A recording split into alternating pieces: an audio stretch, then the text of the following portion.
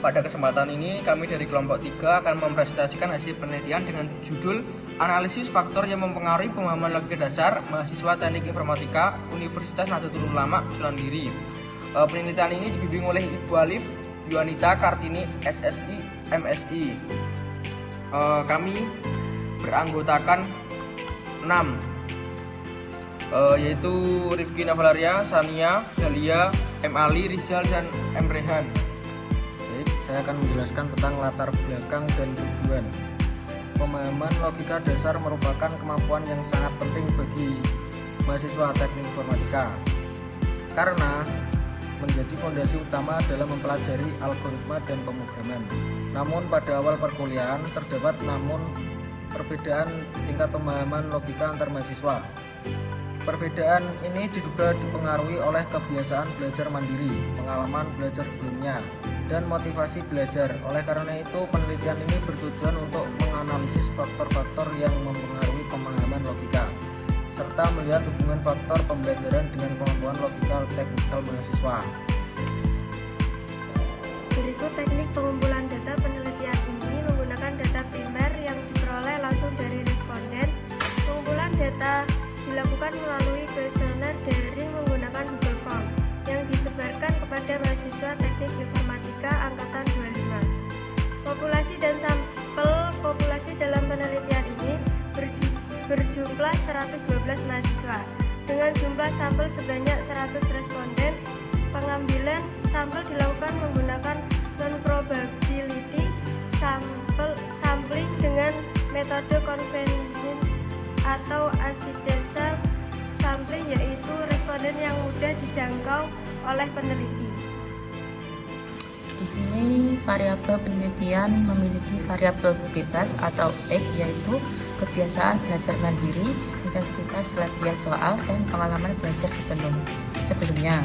Variabel terikat Y, yaitu pemahaman logika dasar mahasiswa.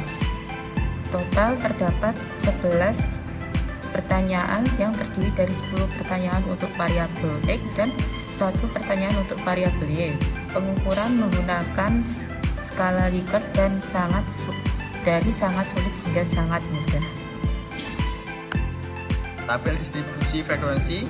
Pada slide ini ditampilkan tabel distribusi frekuensi untuk masing-masing variabel, baik variabel bebas maupun variabel terikat. Tabel ini menunjukkan sebaran jawaban responden berdasarkan tingkat kesulitan atau kemudahan dalam memahami logika dasar dan kebiasaan belajar. Nah, di sini diagram lingkaran. Diagram lingkaran ini digunakan untuk memvisualisasikan data agar lebih mudah dipahami. Dari diagram ini dapat melihat bahwa sebagian besar mahasiswa berada pada kategori cukup hingga mudah dalam pemahaman logika dasar dan faktor pendukungnya. Ini merupakan tabel hasil korelasi, di mana intensitas latihan soal bernilai 0,45 dengan nilai signifikan 0,06. Jadi hal ini menunjukkan bahwa tidak terdapat hubungan yang signifikan antara intensitas latihan soal dan pemahaman logika dasar.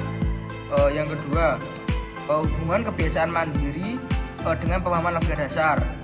Nilai koefisien korelasi antara kebiasaan belajar dan pemahaman logika dasar adalah 0,283 dengan nilai signifikan 0,4 kurang dari 0,01. Artinya terdapat hubungan positif yang signifikan antara kebiasaan belajar mandiri dan pemahaman logika dasar. Semakin baik kebiasaan belajar mandiri mahasiswa, maka semakin tinggi pemahaman logika dasarnya. Namun, tingkat hubungan ini termasuk kategori lemah. Yang ketiga, hubungan pengalaman belajar sebelumnya dengan pemahaman logika dasar. Nilai koefisiensi korelasi antara pemahaman belajar sebelumnya dan pemahaman logika dasar adalah 0,404 dengan nilai signifikan 0,000 kurang dari 0,01. Artinya berhubungan sedang. Semakin baik pengalaman belajar sebelumnya, maka semakin tinggi pemahaman logika dasar mahasiswa. Ini hubungan variabel X1 dan dan Y.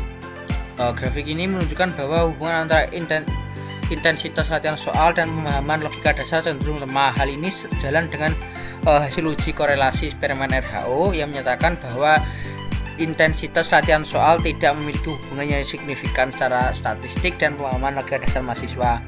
Jadi untuk variabel X ini tidak memiliki hubungan yang signifikan secara statistik dengan variabel Y, yaitu pemahaman logika dasar.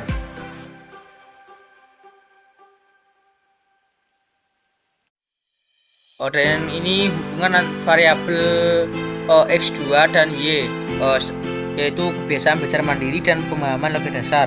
Secara visual, grafik ini menguatkan hasil analisis korelasi eksperimen RHO bahwa kebiasaan belajar mandiri memiliki hubungan yang signifikan dengan pemahaman logika dasar mahasiswa. Artinya semakin baik kebiasaan belajar mandiri, semakin baik pemula pemahaman logika dasar yang dimiliki mahasiswa. Kalau yang ini memiliki hubungan antara kebiasaan belajar mandiri dan pemahaman logika dasar. Nah, serta ini yang terakhir ini hubungan variabel X3 dan Y, yaitu X3-nya itu pengalaman belajar sebelumnya. Pola sebaran titik yang cenderung meningkat ke kiri dan ke kanan menunjukkan adanya hubungan positif secara pengalaman belajar sebelumnya dan pemahaman logika dasar. Artinya semakin baik pengalaman belajar yang dimiliki mahasiswa sebelumnya mengikuti perkuliahan, maka semakin baik pula pemahaman logika dasar yang ditunjukkan. Jadi ini untuk pengalaman belajar sebelumnya itu berpengaruh ya dengan pemahaman logika dasar itu. Kesimpulan korelasi. Berdasarkan hasil korelasi dapat disimpulkan bahwa kebiasaan belajar mandiri dan pengalaman belajar sebelumnya memiliki hubungan yang signifikan terhadap pemahaman logika dasar mahasiswa. Sementara itu, intensitas latihan soal tidak menunjukkan pengaruh yang signifikan secara statistik. Analisis secara keseluruhan, penelitian ini menunjukkan bahwa faktor kebiasaan belajar mandiri dan pengalaman belajar sebelumnya berperan penting dalam pemahaman logika dasar. Kemampuan logical thinking mahasiswa secara umum berada pada kategori cukup hingga baik. Mahasiswa dinilai cukup siap untuk mempelajari mata kuliah logika dan algoritma. Namun, pendampingan tetap diperlukan bagi mahasiswa yang masih mengalami kesulitan. Demikian pemaparan hasil penelitian yang dapat kami sampaikan. Kami ucapkan terima kasih. Apabila ada salah kata, mohon dimaafkan. Wassalamualaikum warahmatullahi wabarakatuh.